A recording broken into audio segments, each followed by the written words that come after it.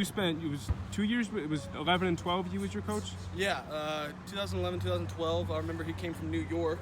We were all like, or not New York, but that's where he was living with a couple of his family members. And, he was so energetic. He was such a fiery guy. And, ever since day one, we all liked him. We all loved him.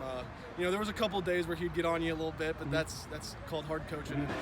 And, we appreciate everything he did, especially at Liberty. I was All-State 3 years, Defensive Player of the Year 2 years in a row, junior and senior year, and then, first team All-State 2 years, and then second team or third team, I don't remember. I don't really pay attention to all that. What were you kind of like back then, just personality-wise? Yeah, definitely a little bit more energetic. You got to know your place when you're in college and NFL. You don't.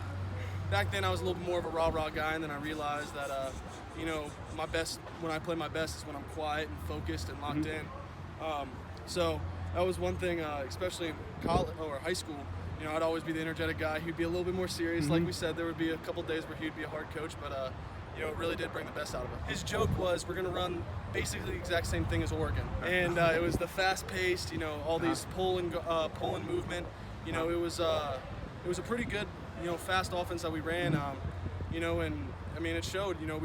We had a huge turnover our senior year, especially my senior year, and it was hard. We didn't know who was going to be quarterback. We didn't know who was going to be here. We didn't know who was going to be there. So it was nice when Coach G took kind of the reins of the offense, and that was kind of strength, because Liberty was always a defensive school, 100%. So it was nice to have a little bit of explosive offense. Like I said, the hard coaching. When you're in high school, it's easy to say, oh, I can take coaching, but there's a lot of kids who, when they get coached hard, they walk off the field or something like that. And that was one thing with Coach G.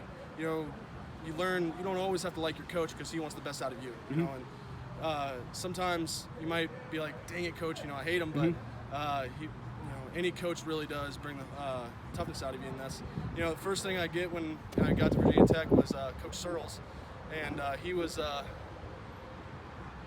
hard coach. So he luckily showed me a little bit, and taught me a little bit for the next level. Hey, Coach, what have your impressions been of fifth-round pick Wyatt Teller so far, and kind of where does he sit on the depth chart right now? Yeah, he's working like a lot of our young players, working to start to understand the system offensively, life in the NFL.